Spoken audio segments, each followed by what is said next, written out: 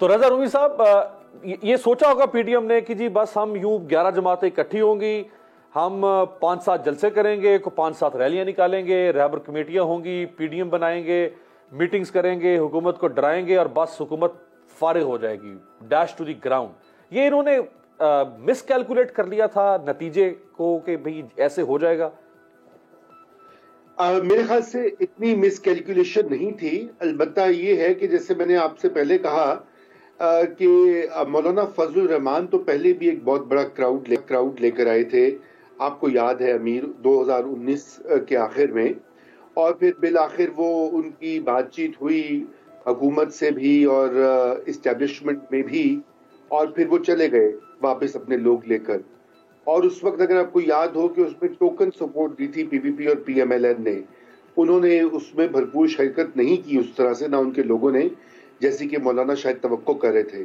फिर ये इत्तेहाद बनने में मजीद 8-10 महीने लगे और बिल आखिर ये बना, तो उस वक्त यही इनका एक मुश्तरका गोल दिखाई दिया। लेकिन उसके दौरान पीपल्स पार्टी का, जैसे हम पहले बात कर चुके हैं, उन्होंने कहा भाई हम अपनी सिंध की हुकूमत क्यों जाने दें, नंबर 1, और नंबर 2 ये कि सेनेट के जो इलेक्शंस हैं अगर उसमें मैदान छोड़ देंगे तो वहां तो पीटीआई की 2/3 अक्सरियत आ जाएगी, उन्हीं के वर्ड्स हैं, या कम से कम जो कुछ उनको मिलना है सिंध की सीट्स में से या पीएमएलएन को पंजाब से, वो उससे महरूम हो जाएंगे। तो ये एक तरह से एक मसलहत पसंदी भी है, और मेरे ख्याल से मिस कैलकुलेशन से ज्यादा ये हुआ कि उन्होंने अपनी जो है बहुत जल्द जो है बहुत बड़े बड़े दावे कर दिए। और फिर अच्छा, मैं चले अगर सवाल को जरा रिफ्रेज कर देता हूं आपके सामने, क्या पीडीएम कमजोर थी या इमरान खान और इमरान खान को तहफ्फुज देने वाले मजबूत थे?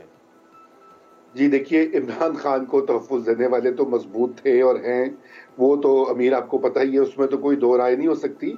और ये जो ताखीर का हरबा जो है इस वक्त, वो भी उसी से मुंसलिक है। बात यह कि आपने देखा है कि मौलाना फजलुर रहमान और पाकिस्तान मुस्लिम लीग नवाज स्पेशली, वो उनका, अगरचे कि वो इमरान खान साहब को आड़े हाथों लेते हैं महंगाई पर और मुबैना नाअहली पर और हुकूमत की परफॉर्मेंस पर, लेकिन वो साथ में सवालात उठाते हैं मुक्तदिर हलकों की जानिब भी, और उन्हीं की तरफ देखते हैं। अब बात यह है कि वो शायद उस चीज का भी उनको वो सिग्नल नहीं मिला वहां से, या सिग्नल क्लियर नहीं मिला, या जैसे कहते हैं ना कि फोन लाइन ड्रॉप हो गई, आवाज नहीं साफ आ रही थी, तो इसलिए वो थोड़ी देर रुक गए हैं। और ये जाहिरी बात है, उस रुकने से तो उनकी अपनी अमलियत पसंदी जो भी हो, अवाम में उनका तासुर बड़ा खराब हो गया है, क्योंकि लोगों ने तो कहा ना, ये तो मतलब यूटर्न्स का इल्जाम खान साहब पे लगाते हैं, खुद ये यूटर्न पे यूटर्न ले रहे हैं। सही। तो मेरे ख्याल से वो सिग्नल के मुंतजिर हैं और या थे, और वो नहीं मिला, अभी तक दस्तयाब नहीं है। और अभी तो यही हालात बताते हैं कि खान साहब मजबूत हैं और उनकी अभी कहीं जाने का कोई आसार दूर दूर नहीं दिखाई दे रहा। राइट। अच्छा गरीदा साहब, अगर हम जलसों को अब देख लेते हैं, इनके 7 बड़े जलसे हुए और उसके अलावा कुछ रैलियां हुई, 5-7 रैलियां थी। तो अगर हम सिर्फ जलसों को देखें तो जलसे नो डाउट मुनासिब जलसे थे, मैं खुद कुछ जलसों में गया। लेकिन आपको लगता है कि जहां 11 जमातें इकट्ठी थी, जिसमें नून लीग और पीपल्स पार्टी, 2 पाकिस्तान की, सब इनसे ऊपर तो कोई सियासी ताकत थी ना पाकिस्तान में, फिर मौलाना फजलुर रहमान, एएनपी, बलूचिस्तान से महमूद खान अचकजई, तो जिस तरह जलसे होने चाहिए थे, यानी 5 लाख, 7 लाख, 8 लाख, क्योंकि इतना आपने ताकतवर नैरेटिव बनाया कि मुल्क में इनकलाब लाना है, तब्दीली लानी है, इदारे नहीं चलने दिए जा रहे, फौज ये कर रही है, इमरान खान सिलेक्टेड है, लोगों को उस तरह निकलना चाहिए था इनके साथ, उस तरह निकले लोग नहीं। 5 लाख 7 लाख का जलसा तो पाकिस्तान में खैर मुमकिन नहीं है। मेरा ख्याल है कि सबसे बड़े जलसे या तो जुल्फकार अली भुट्टो के या बेनज़ीर भुट्टो साहिबा की वतन वापसी के हवाले से थे 1980s 1990s में, या फिर उसके बाद इमरान खान के जलसे जो कि 2011 से 2013-14 तक के टाइम पीरियड में रहे हैं, वो कुछ पाकिस्तान के बड़े बड़े जलसे करार दिए जा सकते हैं। लेकिन आपकी बात बिल्कुल बजा है कि पीडीएम की अगर 11 जमातें इकट्ठी थी, जिनके वोटों की अगर तादाद, वोटर्स की अगर तादाद लगाई जाए तो वो कितने करोड़ों में जाके बनती है, तो उसके हिसाब से लोग उतने बड़े निकले नहीं थे।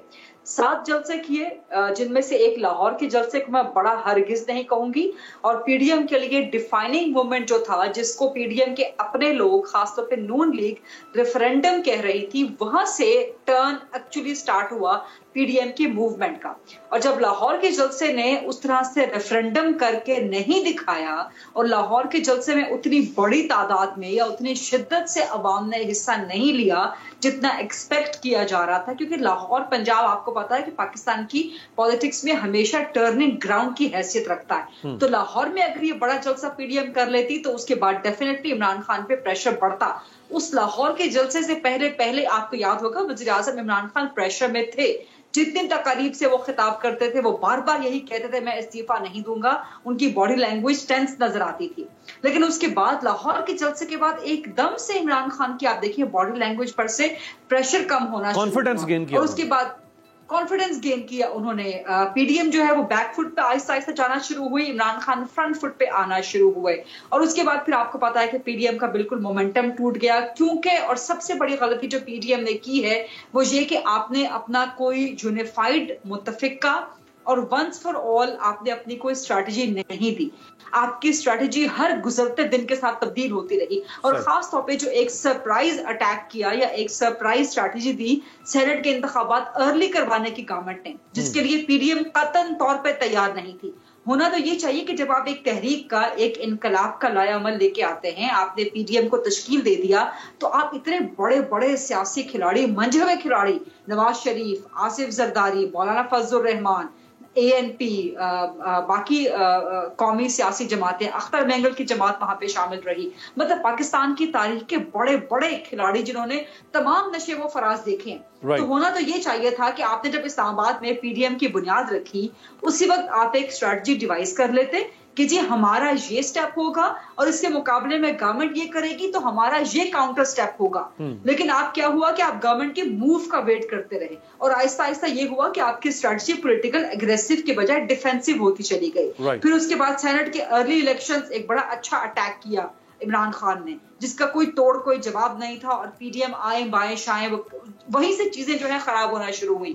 उसके बाद फिर पाकिस्तान पीपल्स पार्टी ने डिसाइड किया। अच्छा, पीपल्स पार्टी की चूंकि आपने बात किया तो पीपल्स पार्टी बड़ा इंटरेस्टिंग फैक्टर रहा है सारी सूरत हाल के अंदर। तो जनरल साहब, पीडीएम में हमें सब यक जबान एक ही बात करते हुए नजर आते हैं सिवाय पीपल्स पार्टी के।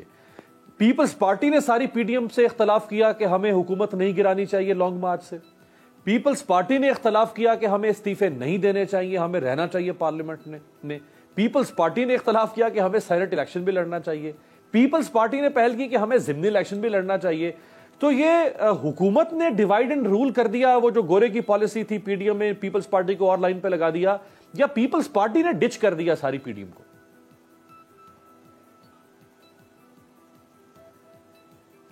देखिए, मैं क्रेडिट दूंगा हुकूमत को, क्योंकि स्टेक होल्डर, वाहिद स्टेक होल्डर पीपल्स पार्टी थी। जैसे पहले मैंने कहा, इस पूरी तहरीक में अगर ये कामयाब होती और हुकूमत गिर जाती और नए इंतखाबात की तरफ बढ़ जाते तो सबसे बड़ी लूजर थी पीपल्स पार्टी इन बाकी जमातों, 10 जमातों के मुकाबले में जिन्होंने पीडीएम बनाई थी।